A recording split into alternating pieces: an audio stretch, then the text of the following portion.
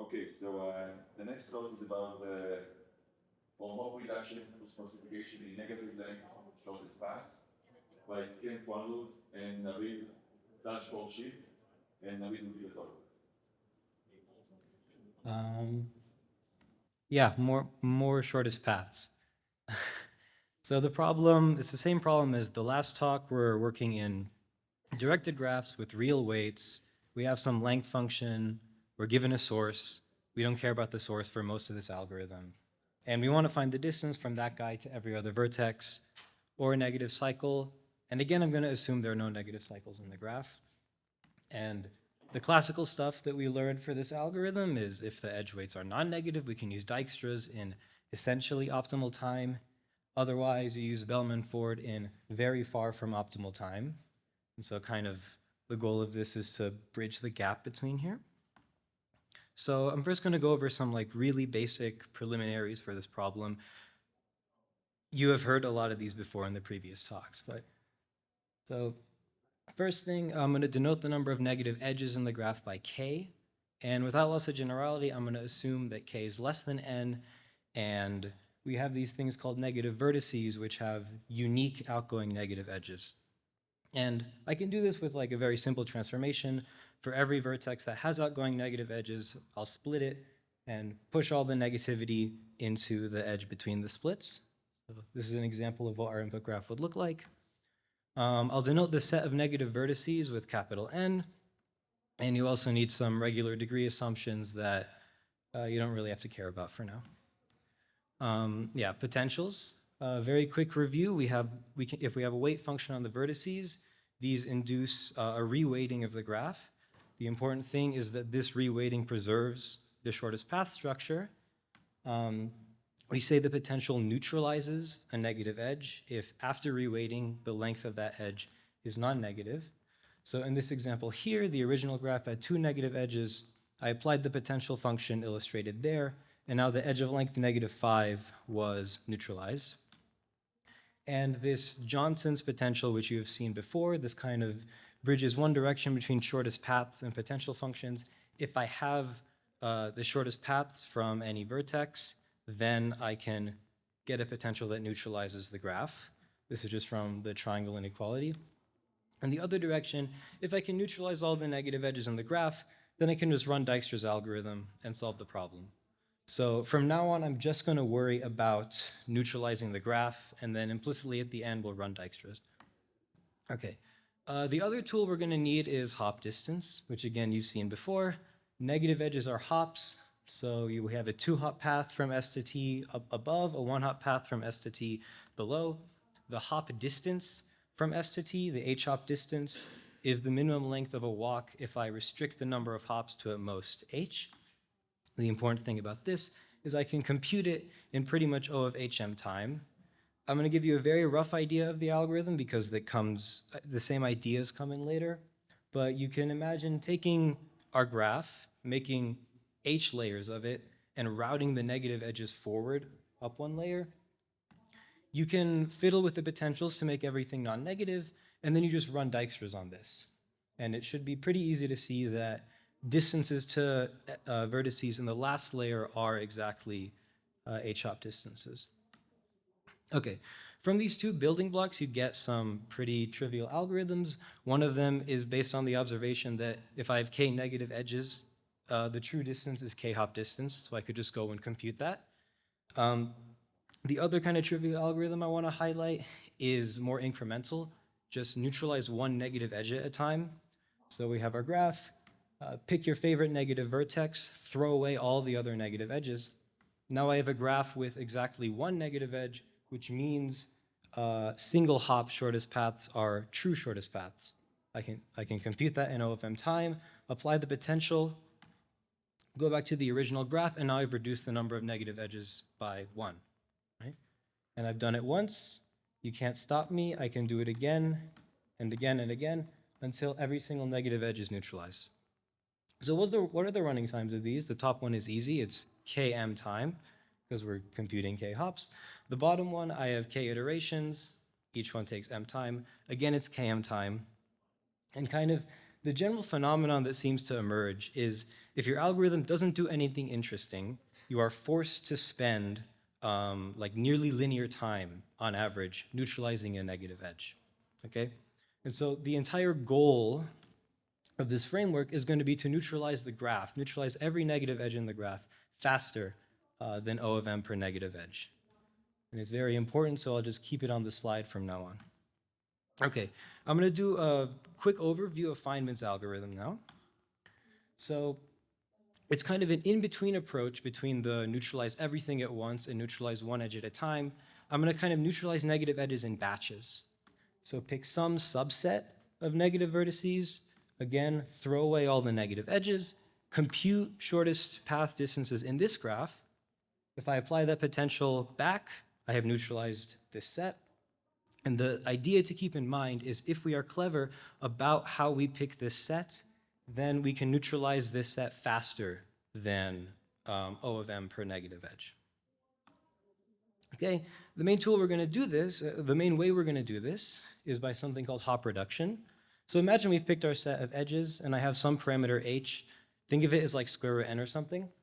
What I want to do is build an auxiliary graph whose distances match those in the original graph, but I know shortest paths only take s over h hops. So just to recall, we're in that bottom step there where we've restricted to a set of negative edges. So in GS, shortest paths use s hops. I want to make a graph where they use a factor h less hops. There's a very simple way to do this. Here's an example of the original graph. I'm going to, again, layer g h times. I'm going to make the negative edges feed forward through the layers. For technical reasons, you also need to thread through everything with zero length edges between copies. Don't worry about that. And the one mildly interesting thing I'm going to do is for every single negative vertex in the final layer, I'm going to include a zero length edge back to the first layer. Right? So after this, it's not too hard to see that distances in this graph match distances in the original graph. And I can essentially push through all the negativity to those reset arcs, I called them, in the last layer. Right? This is the potential function. Don't worry about it too much. But the point is now every single edge that goes forward a layer is non-negative. Why is this nice? Well, look at a shortest path in the original graph. It maps to this layered graph in the natural way. Every single hop in G, I go up one layer. And then every H hops, I have to take a negative edge back to the first layer. Right? So if I had like eta hops in the original graph, now I have a factor H less hops in this graph. So I've reduced the number of hops by a factor of H, and we call it an H hop reducer.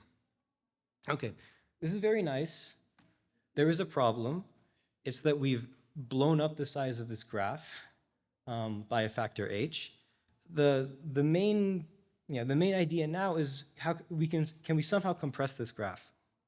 And very roughly, the hope would be that we don't have to duplicate the entire graph in those layers. We'll only have to duplicate some like interesting small subgraph throughout. Okay, keep this in mind. If the subgraph is small enough, then this reducer actually is still linear size. So the tool that is used to do this, that Fineman introduced, well, let me do the intro for it. So I have a set of negative edges. I call the negative reach of that set is the set of vertices in the graph where the h-hop distance from that set is negative. Okay, a set of edges is h remote. Think remote, it's far away from everything if it only negatively reaches like 1 over h of the graph. Okay? And the important thing that I'm sweeping under the rug is I can find a big remote set quickly. Okay? That's the level that we have to understand this at.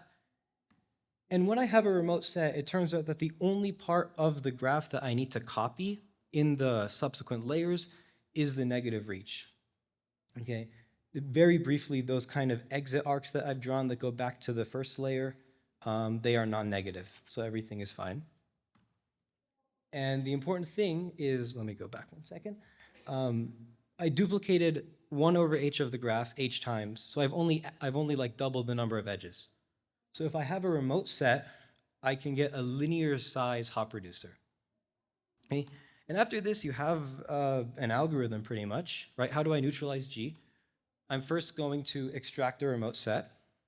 I'm going to build the linear size hop reducer for G with negative edges restricted to this set. And then I know that in this graph,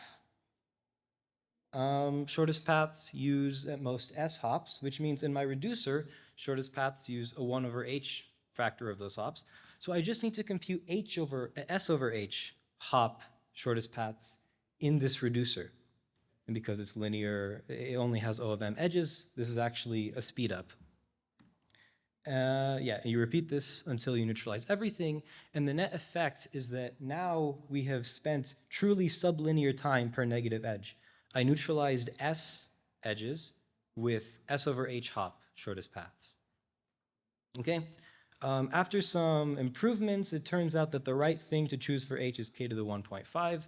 So you get an algorithm that runs in mk to the 4/5. And you can replace k with n if you want, as we said. Okay. Now I want to get into something new. Like just one new technique that we call layered sparsification. So let's look at the hop reducer, right? Remember that the only negative edges in this graph are those reset edges from the last layer back to the first layer. Okay? What I'm going to do is just throw away most of them. So let's sample the negative vertices with probability 1 over h. Okay? And then throw away the other edges. What happens to the shortest path in G? My sample hits that shortest path sometimes. And because of our sampling rate, the distance between consecutive hits is at most h. Why is this relevant? This means I can still map shortest paths into this kind of sparsified reducer. Right? So go into a little bit more detail. You map it in the natural way. For every single hop, I go up 1 layer. And then as soon as I hit something I've sampled, I can go to the last layer and reset back. And I just repeat that forever. So what have I done? We've made a graph, h, the same size as G, with the same distances as G, but the number of negative edges went down by a factor of h. Okay? And kind of the sort of the big takeaway, yeah, we give it a name, negative edge sparsifier. And the takeaway is that layered graphs allow you to sparsify negative edges. Okay? Just to recap, right, before the approach of the layered graph was this hop reduction thing where we knew shortest paths didn't have that many hops. Now we have a much more direct thing where we just say we have less negative edges. Okay, so a naive thing you could do for this, again, we want to, the goal is to neutralize this graph. A naive thing you could do with this is just say, well, I have that many negative edges, I'm going to compute that many hops. This is exactly the same running time as the previous algorithm. If I wanted to improve this, I would need some way of neutralizing h at a rate faster than O of m per negative edge. Let me say that again. I want to neutralize h at a rate faster than O of m per negative edge. Do we have an algorithm that neutralizes graphs at a rate faster than O of m per negative edge? Yeah, it's the algorithm we're making right now. So this is just screaming at you to recurse on h instead of doing this hop-bounded thing. So the lesson here is sparsification. If you do this instead of hop reduction, this opens the door for recursion. And finally, how does this fit into the algorithm? It's very simple. What are the changes? We find the same remote set, but instead of building a linear size hop reducer, we build a sparsifier with less negative edges. And instead of computing hop limited shortest paths, we recurse on the graph. And it turns out the running time you get is mk to the root 3 minus 1. It's a very fun exponent. And very delightfully, one of the things that the authors of the last paper did was improve the first step, also with recursion. And if you combine these two things, you get a very nice runtime of 1 over root 2. And yeah, that's pretty much all I have to say about this. You can play more games, you can get it faster, but this is the main idea. So yeah, thank you.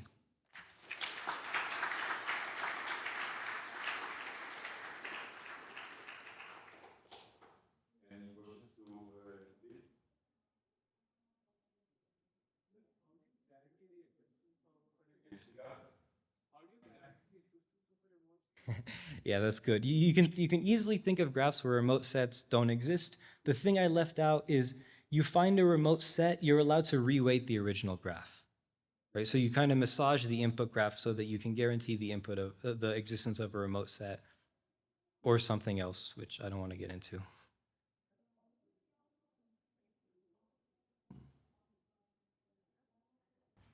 So thanks again. Hmm?